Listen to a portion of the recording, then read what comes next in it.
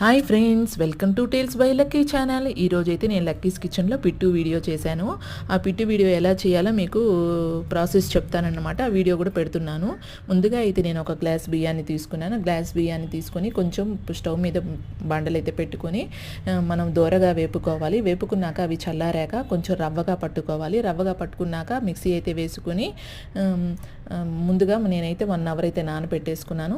నానబెట్టుకున్నాక ఇడ్లీ అయితే మనం ఎలా ఉడకబెట్టుకుంటామో అట్లాగే ఒక గిన్నె తీసుకొని 2 గ్లాసులు అయితే వాటర్ పోసుకొని పైన క్లాత్ కట్టేసుకొని ఆ మిశ్రమాన్ని అయితే నేను పెట్టేసుకున్నాను.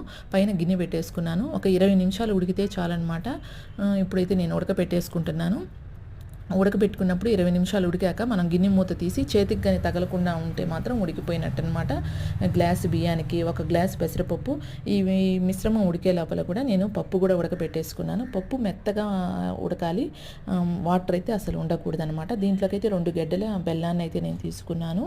ఈ బీప్ పిండి, పెసరపప్పు ఇప్పుడైతే నేను ఈ 3 వేస్తానమాట.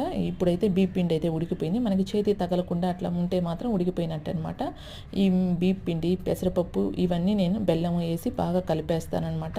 కొంచెం వేడి మీదే కలిపితే మంచిగా కలుస్తుంది అనమాట. చల్లరకూడదు. కొంచెం వేడిగా ఉన్నప్పుడు నేను తీసేసి బీప్ పిండి, పెసరపప్పు, బెల్లం అయితే కలుపుతాను. దీంట్లోకి అయితే నేనైతే 1/4 కేజీ నెయ్యి తీసుకున్నాను.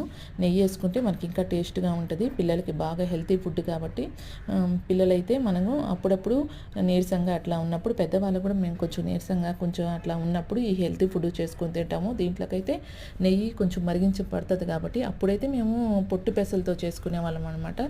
ఇప్పుడు పొట్టు పెసలు కొంచెం దొరకడం కొంచెం కష్టంగా ఉంది కాబట్టి మామూలు పెసరపప్పుతోనే చేసుకుంటున్నాము. ఇప్పుడైతే నేను బీప్ పిండి, ఈ బెల్లము పెసరపప్పు ఇవి అయితే కలిపేసుకుంటాను. నేను 1/4 కిలో నెయ్యి అయితే తీసుకున్నాను అనమాట.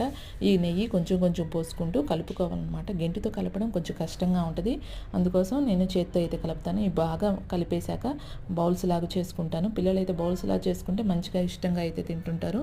ఇదైతే పక్క రోజుకి కూడా ఉంటుంది అనమాట. మనం ఫ్రిడ్జ్లో పెట్టుకుంటే పక్క రోజుకి కూడా ఉంటుంది అనమాట. మేమైతే 2 డేస్ దాకా తింటామన్నమాట. బాగుంటుంది కాబట్టి నేను లక్కీస్ కిచెన్లో ఏ వీడియో పెడుతున్నాను అవన్నీ మీకు పెడుతున్నాను. నా వీడియోస్ అన్నీ మీకు నచ్చితే సబ్స్క్రైబ్ ఫర్ మోర్.